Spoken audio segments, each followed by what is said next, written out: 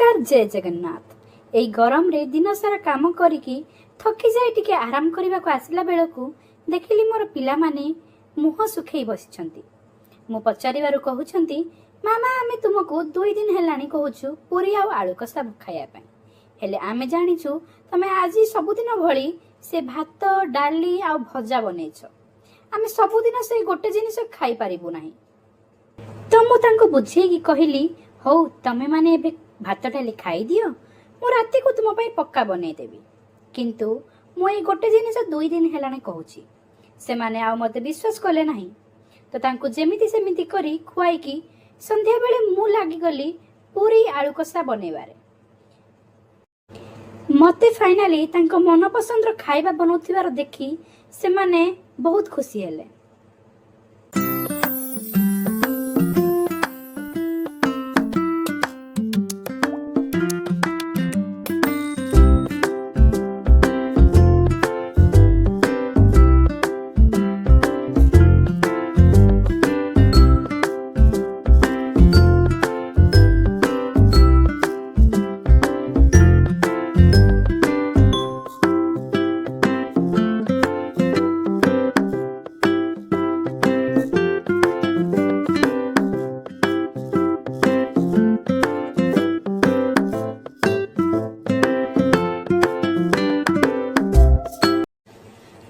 राती रे मु गरम गरम तेल रे फुलका पूरी गुड़ी को छाणिली। गोटिए पटे गरम गरम पूरी आउ गोटे पटे ता सह जमिला भली चटपटा मसालेदार आलू कसा। जिते बेले प्लेट रे से गुड़ी को मु बाढ़ी देली, दुईटा जाक प्लेट 5 मिनिट भीतर सफा कर देले से माने।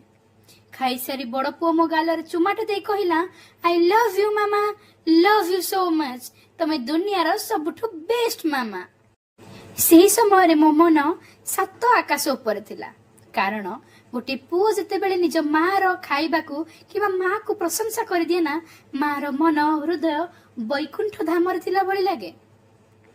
सत कहिबे सांग माने, आपन को पुओ किबा झियो मध्य आपन को एमिति आई लव यू कहिसंती कि नाही, आ आपन को मन खुशी होईची कि नाही, कमेंट रे निश्चय जणेबे मते।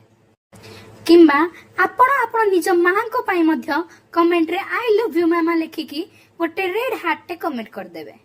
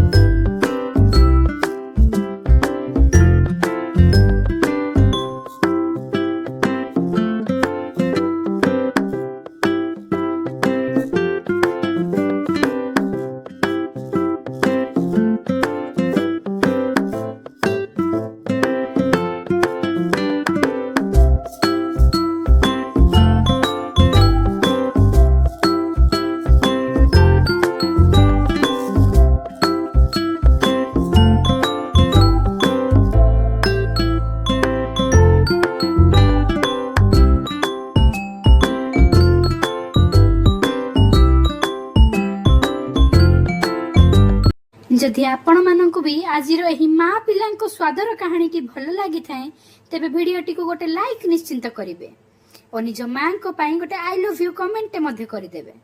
आपण को घरे भी पिला माने एमिति केउ खाद्य पई जिद्दी करंती मते कमेंट रे निश्चय जणाइबे। चैनल को सब्सक्राइब करिबा को जमारो भूलिबेनी, कारण आगो को मध्य एही भली नुआ कहानी मु निश्चय सुनेबी। पुणी देखा आबो एमिति एक सुंदर घरोई कहानी सह ओ एक मजेदार रेसिपी सह।